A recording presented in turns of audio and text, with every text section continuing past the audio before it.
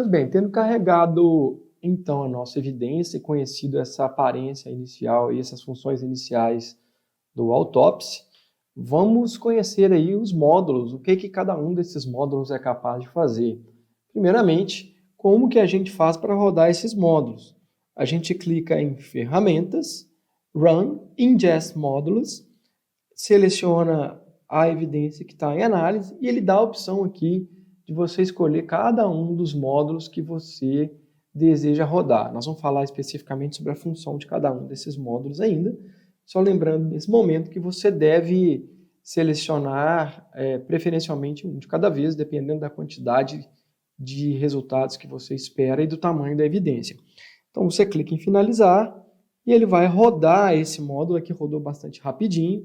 Observe então que já vem aqui as mensagens do Ingest Messages informando que esse módulo foi executado com sucesso, que não apareceu erros e que trouxe resultados aqui, por exemplo, do browser, browser results, né? Na verdade, ele diz que processou, mas não encontrou nenhum resultado nesse caso específico. Mas para a gente poder analisar melhor isso, eu vou, inclusive, carregar, na verdade, agora, uma evidência maior que tenha, naturalmente que eu não vou deixar ela processando aqui durante o vídeo, mas uma evidência que tenha mais detalhes para que a gente possa explorar. E aqui eu carreguei, então, um outro caso que já continha mais detalhes, um laptop e uma mídia, com alguns módulos já processados, para a gente poder examinar o que a gente consegue retirar do Autopsy. Antes, porém, falando ainda do Ingest Modules, né, da função aí de carregar cada um desses módulos, vale destacar que o Autopsy faz esse processamento com recursos de multithread, o que acelera bastante aí o resultado final, ou, enfim, o processamento mesmo dessas evidências. O primeiro módulo que a gente tem, então, é o Recent Activity, que é bem simples, não tem nenhuma configuração adicional, que ficaria nessa janela aqui à direita, mas apesar disso traz muitas informações, né? Ele busca para a gente tudo que foi salvo nos navegadores, incluindo pesquisa, páginas acessadas e informações do registro do usuário. Basicamente, ele traz preenchimento de toda essa coluna aqui à esquerda, onde você tem contas que o usuário acessou, bookmarks, cache de web, arquivos baixados na internet, conteúdos preenchidos em formulários, histórico de navegação e de busca, o que é bastante significativo hoje, considerando que, naturalmente, quase tudo é feito na própria internet, se consegue obter bastante informação apenas com esse registro de atividades recentes. O segundo módulo é o Hash Lookup. O que ele faz é calcular um hash de todos os arquivos dessa evidência, portanto ele é um dos mais demorados aí, dependendo do tamanho da sua evidência, e avaliar se esse hash tem algum significado, se ele é conhecido ou se ele já foi identificado em outra análise. Como é que ele faz isso? Você tem aqui duas opções de configuração para informar um banco de dados de hash. No caso, esse é o NSRL hash, e o NSRL file, né, o arquivo de hash, aí é um arquivo do NIST com um banco aí de vários hashes conhecidos em diferentes situações e casos de análise aí policial, enfim, tudo aquilo que o NIST entendeu como sendo significativo. Então ele tem aqui esse banco de dados de hash que você pode inserir. Para que isso? Na medida que você estiver fazendo alguma análise, vamos dizer que é um malware conhecido e esse malware está nesse banco de dados de hash, então, rodando esse módulo com esse banco de dados de hash, ele vai destacar isso para você. Uma outra coisa também que você pode fazer é colocar aqui o seu banco pessoal. Então, eu tenho aqui, como exemplo, um ransom case, eu criei esse nome, eu vim aqui em Global Settings, adicionei esse novo hash set. Como é que adiciona? Clica aqui, New Hash Set, coloca o nome, vai preenchendo aqui, também não tem muito mistério. E esse ransom set contém aqui um conjunto de hashes que eu adicionei manualmente. De repente eu tenho aqui uma situação específica de um arquivo que eu já sei que é do meu interesse, e na medida que eu rodar esse módulo, então, se ele encontrar um hash que bata com esse, ele vai chamar atenção para mim. Isso pode ser bastante útil na situação, por exemplo, em que você trabalha com uma equipe, uma força-tarefa. Então, você já tem algumas situações de arquivos, por exemplo, de pedofilia conhecidos, e você vai criando um banco aí desses arquivos, o que facilita bastante depois a análise, se você inserir esses hashes nesse banco de dados para análise. Seja um banco de dados pronto, como esse aqui do NIST, o NSRL, ou algum que você vai inserindo os hashes manualmente. Então, esse é o objetivo desse módulo, Hash Lookup, que é calcular manualmente, né, individualmente, melhor dizendo, o hash de cada arquivo e depois comparar ele, seja com um banco de dados pré-disponibilizado aí, seja de qualquer natureza. Vamos dizer que existe um banco de dados de crimes financeiros, por alguma razão já tem uma coleção de hashes, ou de pedofilia, né? Ou então com um banco que você customizou inserindo seus hashes aí manualmente.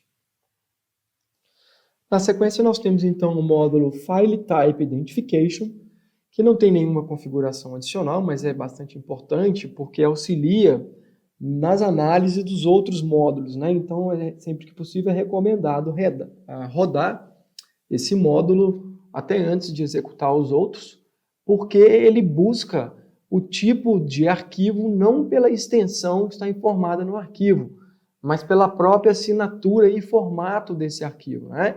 E isso acaba sendo bastante útil aí para o trabalho de outros módulos, identificando onde ou como tratar determinado tipo de arquivo, como eu falei, independente da extensão que ele possa ter. O próximo módulo, o Extension Mismatch Detector, tem uma íntima relação com o anterior, já que ele justamente destaca para a gente aí arquivos que têm um conteúdo, ou um tipo, na verdade, diferente daquela extensão que ele informa ter, né? Então, por exemplo, eu posso ter um arquivo .doc e, na verdade, ele ser um arquivo JPEG, e por meio do Extension Mismatch Detector eu vou conseguir destacar esses casos, né? Eu vou conseguir mostrar aí justamente esses arquivos que tinham uma extensão de um tipo, mas que na verdade eram de outro tipo ou de outro formato ou extensão independente do seu nome. O próximo módulo que a gente vai mostrar aí é o Embedded File Extraction Model, que é na verdade um recurso que retira de dentro de documentos Word, PowerPoint, até mesmo de arquivos zip, outros conteúdos que façam parte desses documentos. Então, digamos que você tenha lá uma foto que está colada ou qualquer coisa que faça parte desses outros documentos, e ele busca, então, dentro desses arquivos, esses conteúdos, e relaciona eles para a gente, conforme a análise a gente vai detalhar daqui a pouco, aqui do lado esquerdo, para que a gente possa visualizar e analisar não só os documentos todos, mas o próprio conteúdo desses documentos, inclusive de arquivos que possam estar zipados. O próximo módulo é o EXIF Parser, que na verdade retira de imagem os metadados que nela estão contidos. O que você pode tirar de metadado de uma imagem? Desde a data e hora que ela foi gerada, se ela foi modificada ou não, que te ajuda a analisar se houve aí uma fraude em cima daquela imagem, comparando a data e hora original com a data e hora de possível modificação, até o local onde ela foi tirada com as coordenadas aí de GPS. Né? Então, o EXIF traz aí para a gente todos os metadados de imagens para que a gente possa fazer esse tipo de análise aí. Lembrando aqui nesse momento que nós vamos dar os exemplos de cada uma dessas situações no próximo vídeo, quando terminarmos aí de apresentar cada um desses módulos e as suas funções. Aí nós vamos navegar aqui então, mostrando o que a execução desses módulos trouxe de fato para a gente, e aí conhecer nos exemplos o poder de cada um deles. O Keywords Search, que é um dos mais demorados aí junto com o Hash Lookup, em função do que ele faz. busca aí padrões de strings dentro do conteúdo a ser analisado. Ele já tem algumas palavras-chave aqui, como formatos de telefone, endereços IPs, e-mails, URLs, cartões de créditos e personal lista, que eu não sei exatamente o que é, mas enfim, aqui uma relação de alguns padrões já de palavras-chave e permite a você que entrando aqui em Global Settings também inclua outras palavras ou outros padrões, né? No caso, tem uma lista pessoal, né? E eu posso adicionar novas listas aqui, copiar, importar listas. Então, vou criar uma nova lista aqui com o nome corrupção, por exemplo, e quero buscar a palavra italiano, né? Da lista lá da Odebrecht, com os apelidos. Então, assim que eu fiz essa configuração, ele vai buscar por essa palavra em todo o conteúdo da imagem. E colocando, além disso, naturalmente, as palavras pré-definidas. Ele vai trazer esses resultados apresentados aqui à esquerda, né? Mas você também pode usar essa função de busca, como a gente vai ver posteriormente, acessando a Keyword List, aqui do lado direito, no canto superior direito. É interessante destacar que você pode usar expressões regulares também para criar outros padrões de buscas e formatos aí. O e-mail parser busca aí para a gente os arquivos de e-mail, né? As extensões mbox, pst, de e-mail. Não é para encontrar o formato fabrício@gmail.com, é para encontrar eventualmente algum arquivo que seja a minha caixa local de e-mails, formatos do Outlook e outros clientes de e-mail, por exemplo.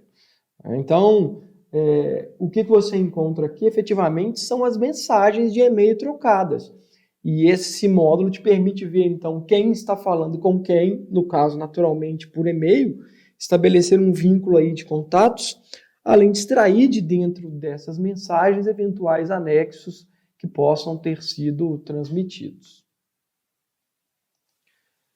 Então, já deu para ver, pessoal, que com esses módulos aí a gente já consegue fazer bastante coisa, mas só para esse vídeo não ficar muito grande, nós vamos partir aí a análise dos módulos em duas partes, quando então no próximo vídeo a gente segue falando aí sobre encryption, photo-hack, correlation engine e outros módulos disponíveis.